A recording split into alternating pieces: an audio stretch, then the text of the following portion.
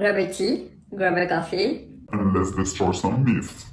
Hey, bonjour everyone, welcome back to my channel. My name is Cyril. I used to be a stem cell researcher for quite some time, and this is why I can tell you about the science behind skincare ingredient. And for today's video, we are going to talk about melasma, and I'm going to bust a lot of myths about it. And oh my god, there are some of them that are like really well known, and the worst part is that it is not going to help you like to fade out this hyperpigmentation. So first thing first, what is exactly melasma? Melasma is a skin condition when you have hyperpigmentation. Most of the time it is found on the upper part of the face, like on the top part of your cheeks, but it also could be in other area of your face, such as the top part of your forehead and so on. So it is not necessarily only on this area. And I guess this is also probably one of the first myths. You don't necessarily have melasma only on the top part of your cheekbones.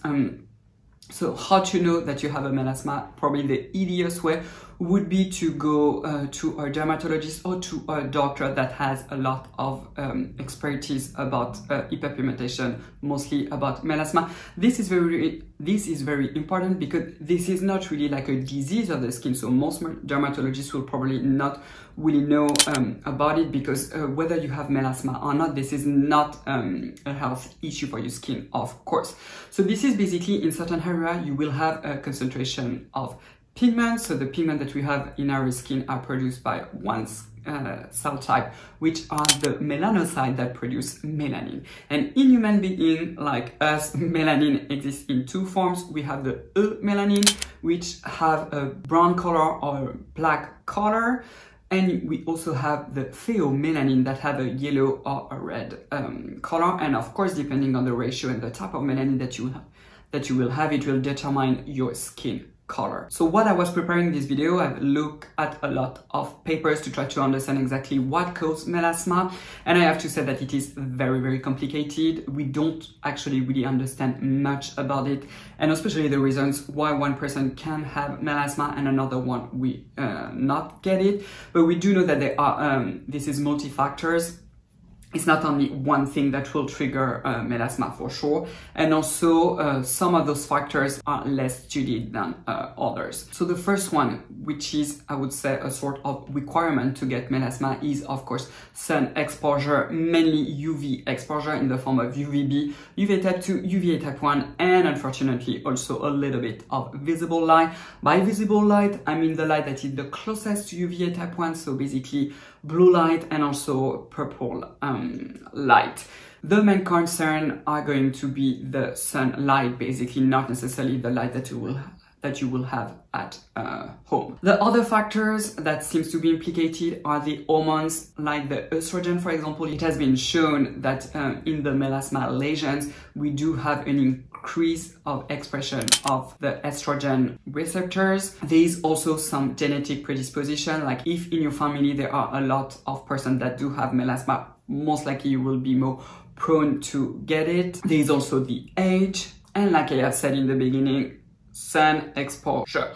So let's dive in with the first myth. The first myth that is unfortunately spread by a lot of dermatologists is that a mineral sunscreen would be better than an organic based sunscreen. Most of the time they don't even call organic based sunscreen, but they will say chemical sunscreen.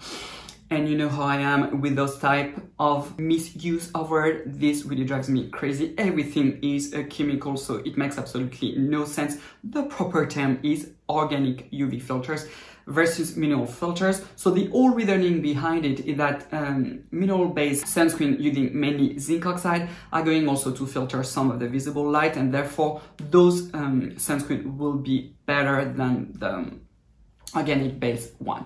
So this is really actually far from the truth, simply because the absorption of zinc oxide is way lower than most of UVA type 1 filters, so mainly Uvinol L+, for example, Tinazol S, avobenzone, and so on. So this is a total myth. However, this is true that if a sunscreen contains zinc oxide and also tinosyl M, for example, which is an organic-based sunscreen, it is going to filter some of the visible light, and most likely it will help also to filter some of the blue light, which is why I do recommend you to use a sunscreen that is based with tinosyl M and that will have a very high UVA absorption, especially the UVA type 1 absorption. So of course, if you're suffering from melasma, it is very important to go straight away with hardcore sunscreen like the P20, for example. If you compare this beautiful bad boy to any other mineral sunscreen, this one will just crush it because the UVA absorbance in this one is crazy high. The UVA protection in this one is above 50. So bye darling, bye bye for mineral sunscreen. With this, it will definitely help you a lot. It also could be a sunscreen like this one from Ducray. Unfortunately, I do not know the UVA protection. This is the Melascreen UV.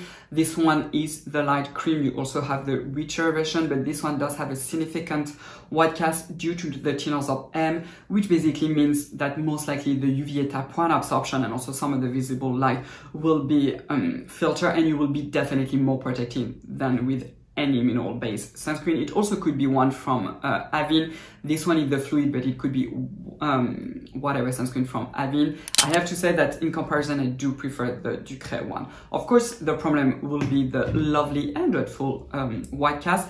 What I highly recommend you, especially if you are suffering from any form of hyperpigmentation actually, is to use a hardcore sunscreen and then a little bit of makeup. So a foundation, a BB cream, a CC cream, whatever, as long as it can color your skin, it will filter some of the blue light and it will be better.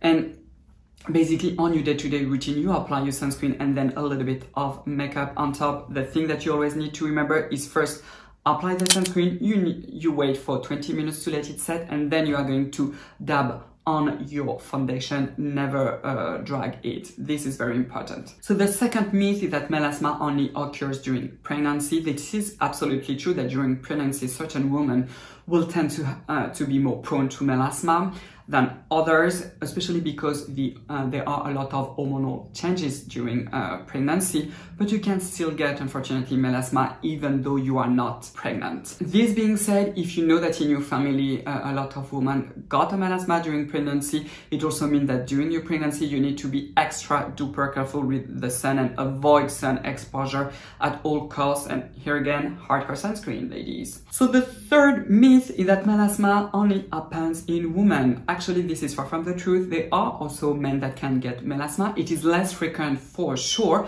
but depending of your ethnicity, so basically your background, some men can be more prone to melasma. So for example, in persons that have melasma, in Caucasian, 4% are men, 20% are Indian, 4% are Korean, and around 14% are, for example, Latino. This is what I have read in the study. So it will also depend, of course, of your background. Something also that is really interesting with melasma with men, that is, again, this is clearly linked to UV damage as for women, but it seems to be less linked to female hormones, even though they did also observe an increase of the receptor for estrogen, also in men melasma. But in a nutshell, melasma is not only restricted to women. So the last myth, and I think this one will be mostly known by people who know a little bit more about the biology of melasma, is thinking that melasma is only due to a deposit of melamine in the epidermis.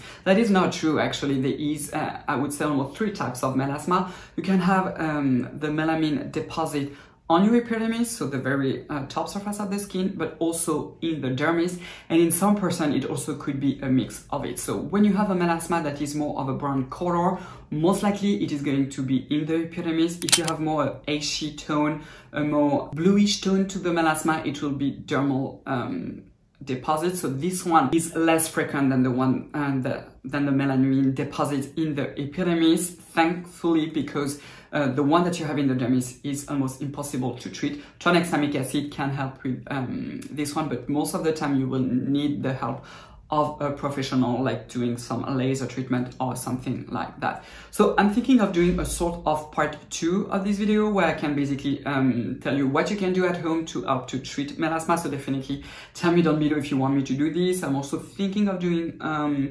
others video about hyperpigmentation. I have a pretty old one, but probably this is time for me to do a new one. Of course, if you did enjoy and like this video, give it a big thumbs up. If you are new, come over here and subscribe to my channel, and don't forget to ring the bell to not miss any of my new videos. You can also check my Instagram account. I am Cyril Laurent. This is also a good place to interact with me, and I also have like shorter videos and etc. And again, thank you for being here, and I will see you next time. Au revoir, bye bye.